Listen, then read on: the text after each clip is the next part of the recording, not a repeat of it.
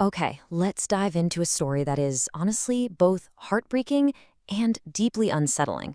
It's a story about trauma, about heroism, and about absolute horror. And it all spirals out from a single devastating crime that would create two completely different legacies. And that question really is at the very heart of everything we're about to talk about. It forces us to look at the deep, unpredictable ripples that a traumatic event can send through a family. Yeah, this is the story of Steven and Cary Stayner. Their lives were shattered by the exact same crime, but the paths they took afterward, well, they couldn't have been more different. One would be celebrated as a hero, and the other condemned as a monster. So let's start at the beginning.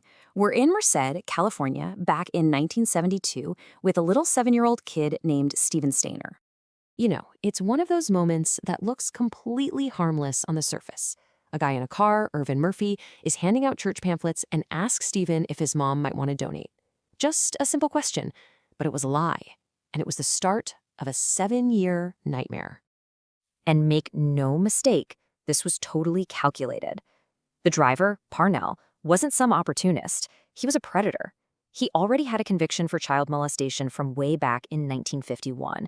He knew exactly what he was doing. So for the next 7 years, 7 years, Steven's world just becomes this nightmare of abuse and manipulation. He's moved all over California, forced to go by a new name, Dennis Parnell. And this is the devastating lie that Parnell just drills into his head over and over. Can you even imagine being a 7-year-old and hearing that? It was this psychological cage built to cut him off from his family, from his entire past, from his own identity. So look at this timeline. We're talking about his entire childhood, gone, from 7 to 14 years old, just wiped away.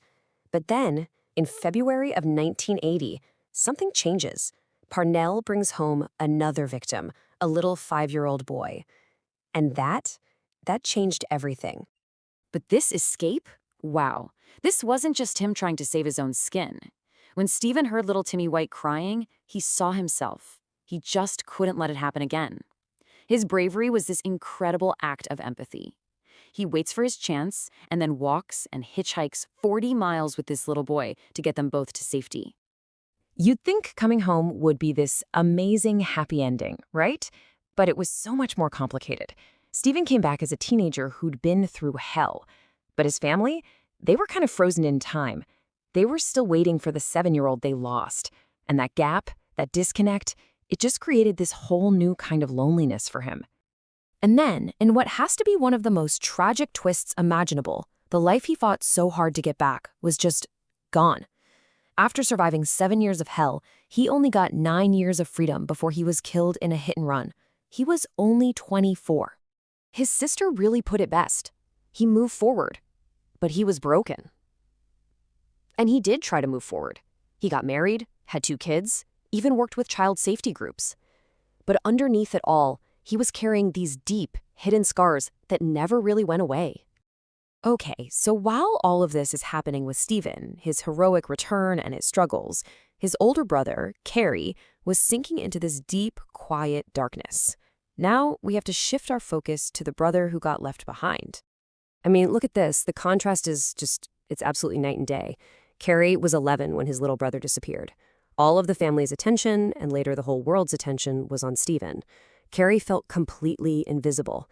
And in that shadow, his own private torment just started to fester. And, the signs were there. Cary's inner chaos was bubbling up to the surface long before the murders. He had compulsive disorders, like pulling out his own hair. He had violent fantasies from a really young age. But in a family that was already just shattered, all this disturbing behavior kind of got overlooked. Then, in 1999, those dark fantasies, they exploded into this horrifying reality. Cary was working as a handyman at a motel right near Yosemite National Park, and that's where he began his reign of terror. And his crimes were just so cold, so brutal. Over a few months, he murdered 4 innocent women, a mother, her teenage daughter, their friend, and a young naturalist. The level of violence was just shocking. His confession, it's just bone-chilling. There's zero remorse, just this cold, flat retelling of what he did. He even led the police to the evidence, like he wasn't even bothered by the horror of it all. So now the legal system has to deal with the fallout. You've got two different perpetrators, both tied to this one family. Kenneth Parnell, the man who started it all, and Cary Stayner, the monster that trauma helped create. So what happened to them? Well, Kenneth Parnell, he actually got a slap on the wrist for kidnapping Steven. But years later, he was finally put away for life after trying to buy another child. As for Cary, a jury found him sane. He was convicted and sentenced to death.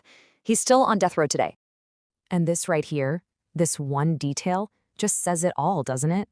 The town of Merced wanted to celebrate a hero, but they couldn't name a park after him because the name Stayner was now infamous.